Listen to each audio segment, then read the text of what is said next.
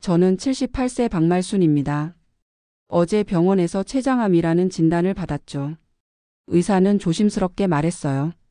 수술은 어렵고 항암 치료를 해볼 수 있지만 나이를 고려해야 한다고요. 집으로 돌아와 내 자녀를 불렀습니다. 성우는 은행 일로 바쁘다며 늦게 왔고 진우는 얼굴이 어둡기만 했어요. 미영이는 눈물부터 흘렸고 수정이는 차갑게 현실적인 질문부터 던졌습니다. 엄마, 병원비는 얼마나 들어요? 그 순간 저는 알았어요. 이 아이들이 걱정하는 건 제 병이 아니라 돈이구나 싶었죠. 하지만 그럴 수밖에 없다는 것도 이해했습니다. 각자 살기 바빠 여유가 없으니까요. 성호는 엄마 당연히 치료해야죠. 제가 다 알아서 할게요라고 했지만 그 말투에서 뭔가 계산하는 느낌이 들었어요. 진우는 말없이 앉아만 있었고 미영이는 간병은 어떻게 하죠? 라며 벌써 걱정이 태산이었습니다. 수정이가 말했어요. 현실적으로 생각해 봐야죠. 엄마 나이에 항암 치료가 과연 의미가 있을까요? 그 말에 성호가 버럭 소리쳤습니다. 어떻게 그런 말을 해? 엄마를 포기하자는 거야? 치료를 시작한 지 일주일이 지났어요. 제가 입원하면서 아이들의 본 모습이 하나둘 드러나기 시작했습니다. 성호는 매일 문병을 왔지만 항상 재산 이야기를 꺼냈어요. 엄마, 진명의 정리는 언제 할 거예요? 상속세도 생각해야 하고요. 저는 아직 죽지도 않았는데 벌써 상속 계산을 하고 있더라고요. 진우는 한 번도 병원에 오지 않았어요. 미영이가 화를 내며 말했죠. 둘째 오빠는 엄마가 아파도 오지도 않아요. 빚 때문에 정신이 없대요.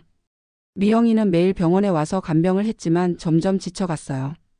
언니는 돈 많으면서 간병인도 안 써주고 오빠들은 입으로만 효도한다고 하고 혼잣말로 투덜거리는 소리가 제 귀에 다 들렸습니다. 수정이는 일주일에 한 번 와서 간병인 비용을 냈어요.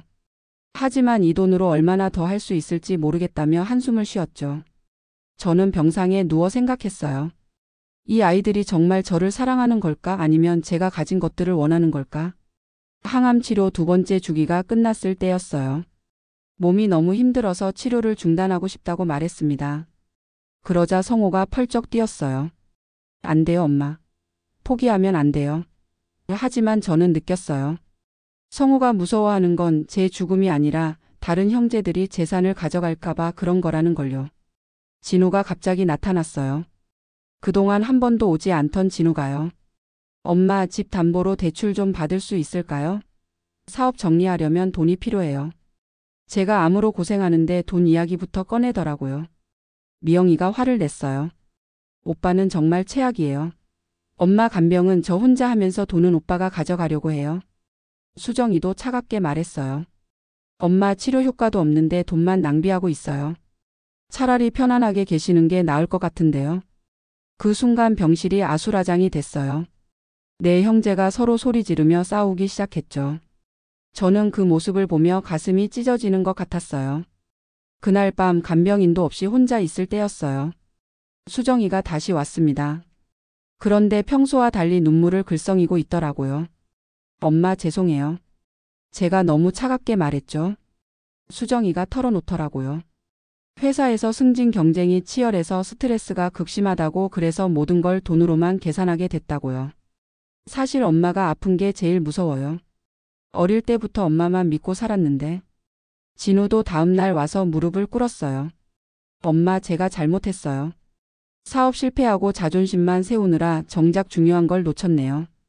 진호의 빚 문제는 생각보다 심각했어요. 가족들에게 도움을 청하고 싶었지만 자존심 때문에 말하지 못했던 거죠.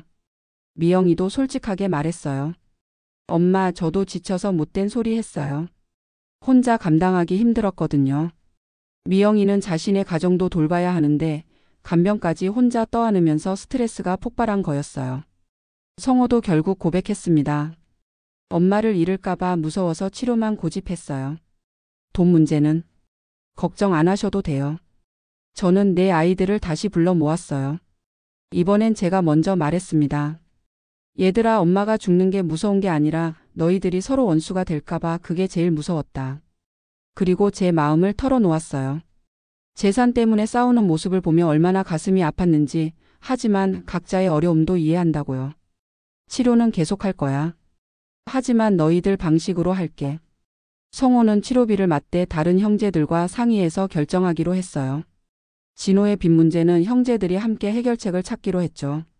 미영이의 간병 부담은 간병인을 고용하고 형제들이 교대로 돌보기로 했습니다.